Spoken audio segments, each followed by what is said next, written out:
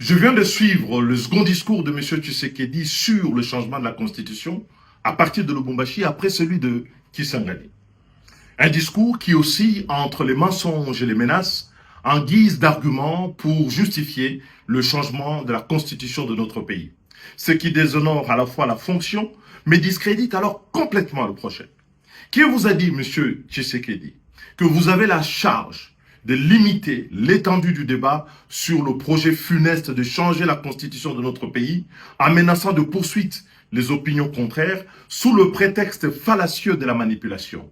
La manipulation, laissez-moi vous dire, Monsieur le Président, c'est lorsque vous essayez de faire croire à toute la nation congolaise que c'est la constitution qui vous empêche de lutter contre la corruption, les détournements et les gabegies financières coutumières à votre régime et auxquels se livrent quotidiennement vos proches, vos amis et vos collaborateurs.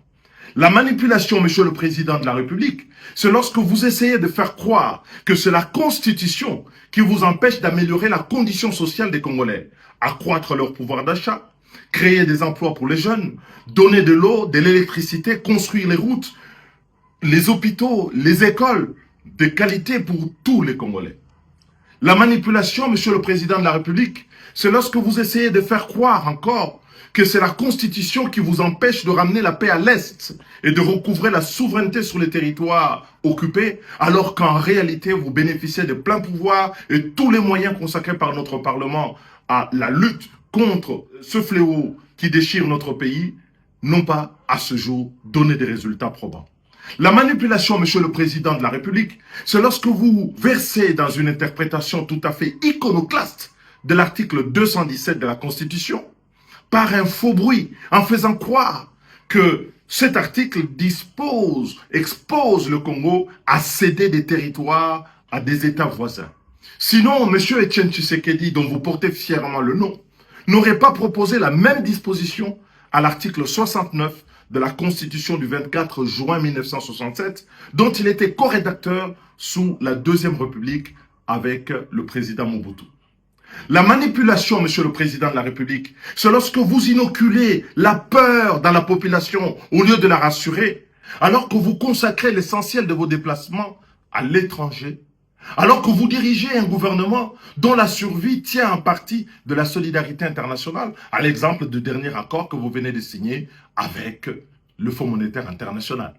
La manipulation, enfin, Monsieur le Président de la République, c'est lorsque prenant les enfants de bon Dieu pour des canards sauvages,